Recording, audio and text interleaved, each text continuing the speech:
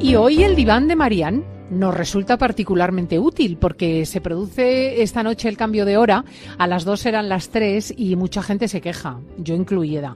No solamente porque se vaya a dormir hoy una hora menos, sino porque esto pues incluye ciertos trastornos anímicos y del cuerpo que hay quien dice que son falsos, pero que yo sostengo son muy verdaderos. Marian Rojas Estapé es nuestra psiquiatra, autora de Encuentra tu persona vitamina y cómo hacer que te pasen cosas buenas. Marian, buenos días. Buenos días, Cristina. Pues efectivamente el sueño es un tema absolutamente importante en la vida del ser humano. Es decir, pasamos un tercio de nuestra vida en la cama, entonces es algo que tenemos que cuidar muy bien porque sabemos que las personas que tienen un sueño defectuoso acaban teniendo a la larga problemas muy serios de salud, de concentración, de atención, y puede desencadenar en síntomas depresivos, en síntomas ansiosos y en cuadros inflamatorios. Y por lo tanto, ¿en qué medida se le puede dar crédito al que se queja por los cambios de sueño y las dificultades con el cambio horario? Mira, Cristina, he leído tanto al respecto. Yo estuve en una unidad de sueño cuando estaba haciendo la residencia en psiquiatría y había el barullo. Tú sabes que en todos los departamentos la gente se queja de algo, ¿no? Bueno, pues esto era el cambio de hora. Siempre era el tema principal, que se hacía el cambio de hora por un tema de luz y de eficiencia energética y tema de trabajo, pero que para el cerebro humano era nefasto. Y efectivamente nosotros tenemos ritmos circadianos, nuestros ritmos biológicos internos, que a medida que se va yendo la luz empezamos a segregar melatonina y gracias a esa melatonina inducimos el sueño y podemos tener el sueño más o menos profundo que tengamos.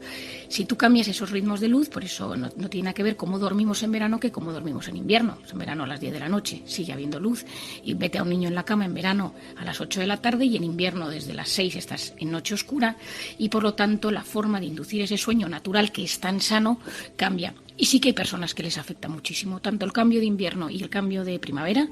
Hay muchísimas personas que se quejan de ello porque el cuerpo tarda en adaptarse. Es como el famoso jet lag, Cristina. Hay gente que el jet lag lo lleva fatal y que le produce incluso cambios anímicos y que te lo cuenta y entra en cuadros de irritabilidad, o la gente que tiene por trabajos tiene que trabajar de noche o tiene cambios de turno, que esto es una cosa que desgraciadamente tiene que ser así por muchos trabajos, enfermerías, trabajos por turnos, pero que no es bueno para el cerebro y sabemos que puede tener sus consecuencias. Entonces sí, si hay gente que se queja, no es, que todos nos quejamos a veces por cosas, pero es cierto que el cambio de hora hace que muchas personas tarden luego semanas en volver a recuperar un sueño normal. Hay otras que no, porque duermen pase lo que pase, allá donde estén, y nada les sucede. Y ese ritmo circadiano, esa melatonina, tenemos que saber que cada persona tiene una edad distinta. Los bebés, por ejemplo, duermen de 12 a 15 horas. Los niños de 6 a 13 años tienen que dormir entre 9 y 11. Los adolescentes pegan una bajada significativa y duermen de 7 a 9. Luego los adultos dormimos entre 7 y 9. Y luego las personas mayores a veces disminuyen el número de horas necesarias para dormir. Pero cada uno necesita sus horas y es fundamental que cada uno se conozca. Fíjate lo que me acabas de decir, que me parece importantísimo y que yo creo que implementamos muy poco, que los niños tienen que dormir de 9 a 11 horas. Efectivamente, es que es una de las cosas que a veces los padres no saben y que es la causa de muchos problemas de atención, de concentración, de irritabilidad. Yo lo veo con mis hijos. Yo cuando mis hijos entran en modo barrena, que digo yo, de repente digo, ¿será sueño? Y entonces hago la prueba de intentar acostarles media hora antes ese día o de ponerles una siesta y de repente si te caen fritos en el minuto es que estabas llevándoles a un límite que como su cerebro tiene mucha menos capacidad de resistencia en ese sentido, ellos lo que hacen es empezar con irritabilidad, llanto, pues de repente están con más rabietas, están más enfadados, están más tensos, lloran. Y entonces muchas veces, y ya no te digo nada, Cristina, que para mí es clave y más ahora que me escucharán muchos padres, cuando hay un auge de problemas de atención y de concentración en todos los adolescentes y en todos los niños, que se están pidiendo, están las consultas de neuropediatría y de psiquiatría infantil saturadas por padres que la pospandemia, pues por todo lo que está pasando, no paran de preguntar que por qué sus hijos tienen tantos problemas de atención, de concentración, que no memorizan nada, que estudian fatal. Bueno, hay muchas causas y lógicamente, pero una de ellas es que durante la pandemia, pues entre el confinamiento, todo lo que hemos vivido, de repente te confinan, te sacan de casa, pues seguir unos horarios, especialmente en el sueño, y muchos padres creen que sus hijos pueden acostarse a las 11 o 12 de la noche. Yo esto lo veo en consulta, que es y luego te levantas a las 7. Entonces, los niños tienen que dormir mucho más. Y eso, si no, se traduce en que están peor en el colegio, en que sacan peores notas. Entonces, yo siempre, cuando alguien viene a preguntarme sobre un tema, lo primero que empiezo es en el sueño. Y si tengo que mandarles a hacerse un estudio de sueño, lo hago. Porque me ha sorprendido muchas veces descubrir pues, que son personas que retrasan la producción de melatonina.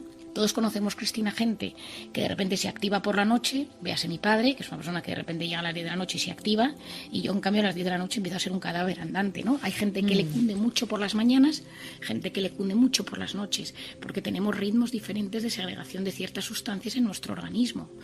Y cuando te hacen un estudio de sueño, esto es muy útil, porque entonces a veces descubres que tienes apneas, a veces descubres que tienes momentos en los que te baja la saturación de oxígeno demasiado y tu organismo sufre, y entonces esos micro despertares es una de las causas es una de las peores causas para sufrir tanto trastornos inflamatorios, trastornos del ánimo y problemas de atención.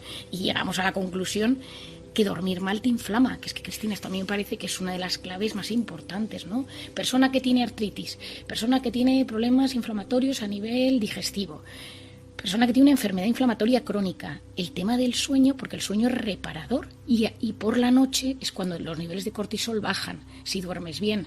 Ya sabes, Cristina, que si tienes los niveles de cortisol alto por las noches, no puedes conciliar el sueño, que es uno de los grandes problemas, por lo que está tomando un alto porcentaje de la población, está tomando medicinas para dormir a día de hoy. Otro día nos pasaron unas cifras escalofriantes para que también tengamos cuidado en cómo los profesionales de la salud orientamos a nuestros pacientes en tomar medicinas, porque yo entiendo que es muy fácil tomarte una benzodiazepina y que a los 3 minutos caigas roque, y que en un momento, pues oye, con todo lo que está cayendo, pues dices, oye, mira, prefiero tomarme una pastilla, pero a largo plazo esas pastillas no son inocuas para el organismo. Y entonces, en un momento puntual, pues no pasa nada, pero ser una persona que constantemente dependes de pastillas para dormir, pues a veces hay que hacer deshabituación de esas pastillas con melatonina y productos naturales y bien llevado con un profesional que te puede ayudar.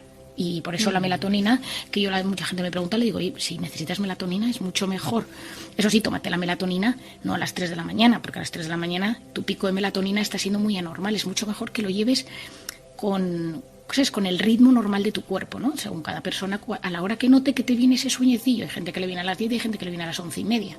Pero ese momento, y ser muy respetuoso con la llamada del sueño en tu organismo. Es decir, claro, hay veces que es que nos cuesta mucho escuchar a nuestro cuerpo, pero notamos que ya se nos están cerrando los ojos, que estás ya para meterte en la cama y de repente dices, pero voy a hacer esto y ahora tal, y metes la terrible pantalla. Y entonces metes el iPad, la serie, las notificaciones, o llamas a esa persona que ya te sube el cortisol para el resto de la noche. Entonces yo siempre digo que uno de los tips fundamentales para dormir bien es cuidar la hora y media antes de meterte en la cama. Que esa hora y media, por supuesto, ni cafeína, ni Coca-Cola, ni cosas de estas que son unos clásicos. Pero bueno, es que hay gente que sigue cayendo Yo sigo viendo en consulta gente que me dice, duermo fatal. Termino de cenar, me tomo mi cafecito. Digo, bueno, es que claro, es que es muy difícil, ¿no? Bueno, es que ellos afirman que no les influye en el suelo. Hay gente que dice que ni la Coca-Cola, ni el café, ni nada les influye. Bueno, es que la cafeína... A mí me dejan flipados, pero...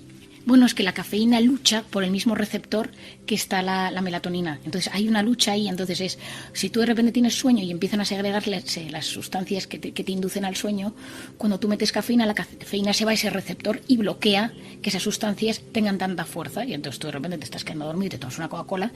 A ver, hay gente que realmente no le hace nada, pero es porque o ha tomado tanto o que su cuerpo ya no siente ni padece, pero sí que hay un efecto bioquímico. Es como si dices, yo me tomo un paracetamol y no me hace nada.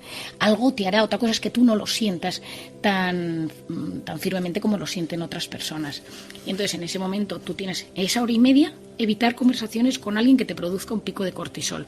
O sea, si no llames a la suegra, a tu padre, al jefe, a sí, eso es muy importante, no excitarse ni disgustarse por la noche. Porque ese pensamiento... No hacer deporte, también hay quien de repente le da por correr y claro, se desvela. Bueno, efectivamente lo de correr es... hay mucha gente que dice que yo si no voy a correr, pero lo más probable es que si te vas a hacer deporte por la noche te quedes como hiperalerta, hiperactivado. De hecho, yo que trato mucho con deportistas en consulta, te dicen que ante un partido, de repente un entrenamiento muy fuerte por la última hora del día, que les cuesta 2 o 3 horas conciliar el sueño, porque claro, el organismo está hiperalerta, está hiperactivado. Luego, pues atentos estos días, que habrá que tener cierta higiene, porque el cambio horario de esta noche, las 2 serán las 3, evidentemente pues desajusta los organismos.